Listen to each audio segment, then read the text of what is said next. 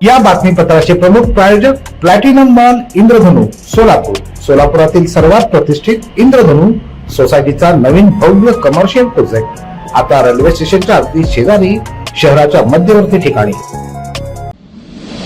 सोलापूर जनता सहकारी बँकेच्या संचालक पदाच्या पंचवार्षिक निवडणुकीत सत्ताधारी परिवार पॅनलच्या सर्व 17 उमेदवारांनी बाजी मारली. एकूण 17 पैकी 7 उमेदवार यापूर्वीच बिनविरोध निवडून आले होते. नुमवी प्रशालेत झालेल्या मतमोजणीतून परिवार पॅनलचे उर्वरित 10 उमेदवार देखील मोठ्या मताधिक्याने निवडून आले. या पंचवार्षिक निवडणुकीत एकूण 51,494 मतदारांपैकी 5,679 मतदारांनी म्हणजेच 11% मतदारांनी मतदान केलं. यातील 5,488 मतं वैध तर 191 मतं अवैध ठरली.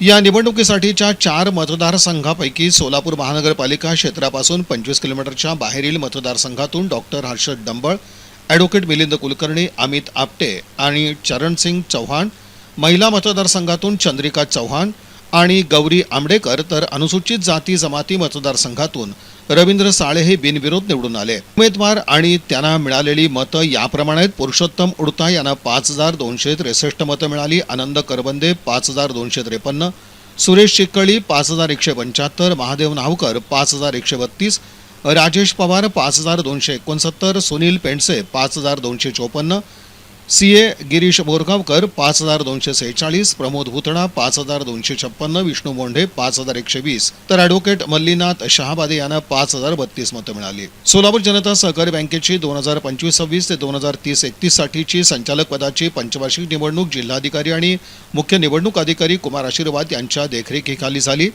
जिल्हा उपनिबंधक आणि सहाय्यक निवडणूक निर्णय अधिकारी किरण गायकवाड आणि सहकारी अधिकारी वर्गानं ही निवडणूक प्रक्रिया राबवली.